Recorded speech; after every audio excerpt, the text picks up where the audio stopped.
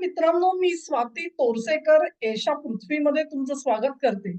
काल मी एक व्हिडिओ प्रकाशित केलेला होता आणि त्याच्यामध्ये जी बातमी दिली गेलेली होती की भारताचे राष्ट्रीय सुरक्षा सल्लागार अजित डोवल सप्टेंबर महिन्यामध्ये अमेरिकेत गेले आणि तिथे अमेरिकेचे परराष्ट्र मंत्री मार्को रुबियो यांना भेटले आणि त्यांनी एक संदेश दिला. तो संदेश असा होता की भारत कुठल्याही दादागिरीला शरण जाणार नाही आणि अशा प्रकारच्या गोष्टी घडू नयेत. तसंच अमेरिकेमधून काही अधिकार पदावरच्या व्यक्ती भारताविषयी जे गरळ ओकतायत ते सुद्धा थांबावं.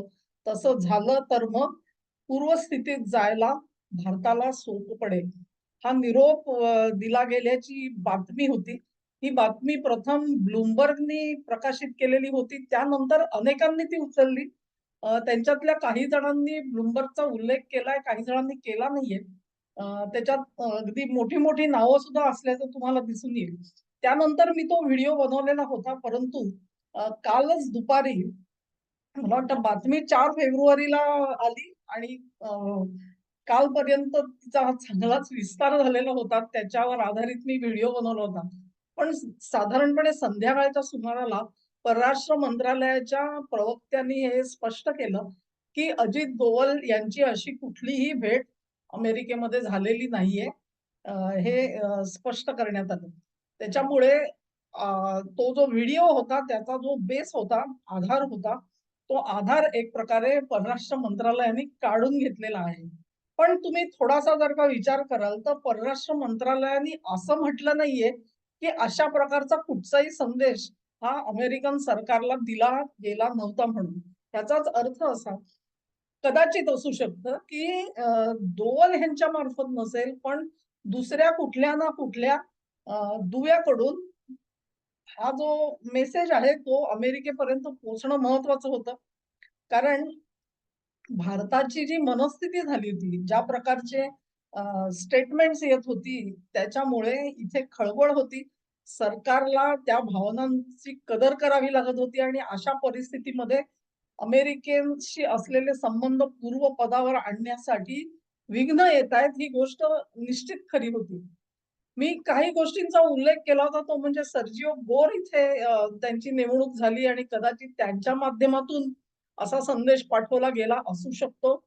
अर्थातच त्याला कन्फर्मेशन नाहीये. दुसरी गोष्ट मी नमूद केली होती, की खुद्द अमेरिकेमधले केवळ डेमोक्रॅट नाही तर रिपब्लिकन जे खासदार आहेत, खासदार ही आपली टर्म झाली, पण तिकडचे तुम्ही रिप्रेझेंटेटिव्ह किंवा सिनेटर्स म्हणा, यांनी देखील अगदी जाहीररित्या भारतासोबत असलेले संबंध कसे ताणले गेलेले आहेत आणि असे होता कामा नयेत.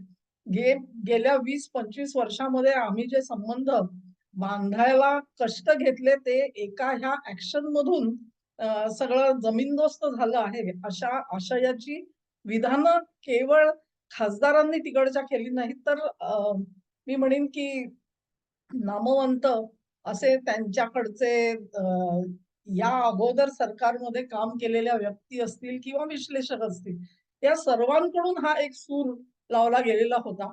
त्यामुळे एक प्रकारे तुम्ही बघाल तर कुठे ना कुठेतरी चुकलेलं आहे हे ट्रम्प यांना जाणीव झाली ज्यावेळेला मोदी हे शांघायमध्ये तियानजिनमध्ये पोहोचलेले होते आणि तिघांची पुतीन, शी जिनपिंग आणि मोदी यांचे जे खेळीमेळीची काही चित्र आणि व्हिडिओ प्रसिद्ध झाले त्यानंतर ट्रम्प म्हणालेले होते की I think we have lost India permanently to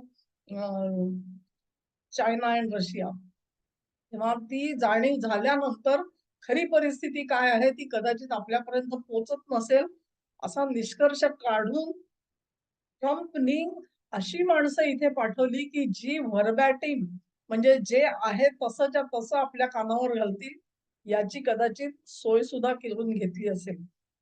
कुठपर्यंत आणि काय झालेलं आहे माहिती नाही. मार्को रुबियो हा एक माणूस असा आहे की मी त्यांचा नेहमी उल्लेख करते की त्यांची थेट पहुंच म्हणतो आपण तशी ट्रम्प पर्यंत आहे आणि ते ट्रम्पशी मोकळेपणाने बोलू शकतात. अनेक जणांना मोकळेपणाने बोलणं सुद्धा कधी अवघड असतं. त्यामुळे कुठल्या सोर्स मधून ही बातमी ट्रम्प पर्यंत पोहोचली ह्याचा आपण केवळ अंदाज करू शकतो. ब्लूमबर्गचा रिपोर्ट निकालच चुकीचा आहे असं परराष्ट्र खात्याने जाहीर केल्यामुळे आपल्याला ती स्टोरी मान्य करावी लागेल. पण कुठे ना कुठेतरी हा संदेश पोहोचला, कसा पोहोचला ह्याबद्दल कल्पना नाही. परंतु जो काही अबाउट टर्न झाला, तो अबाउट टर्न भारताने केलेला नाही, तर अमेरिकेने केलेला आहे.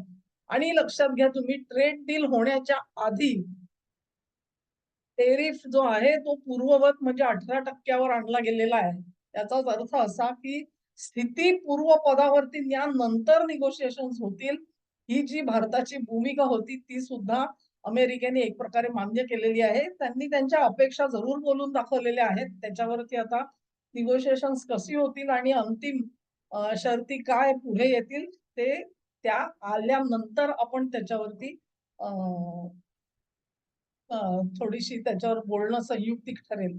पण हा व्हिडिओ अशासाठी करते आहे to set the things right, की परराष्ट्र खात्याकडून एकदा डिनायल आल्यानंतर, नकार आल्यानंतर तो नमूद करणं हे सुद्धा आपलं कर्तव्य असतं आणि ते मी आज पूर्ण करते आहे. हा व्हिडिओ तुम्हाला आवडला असेल अशी आशा करते. तुम्हाला आवडला असेल तर ही लिंक शेअर करा, व्हिडिओला लाईक करा, चॅनेलला सबस्क्राईब करा आणि तुमचं सहकार्य माझ्यासोबत असंच राहू द्यात. नमस्कार.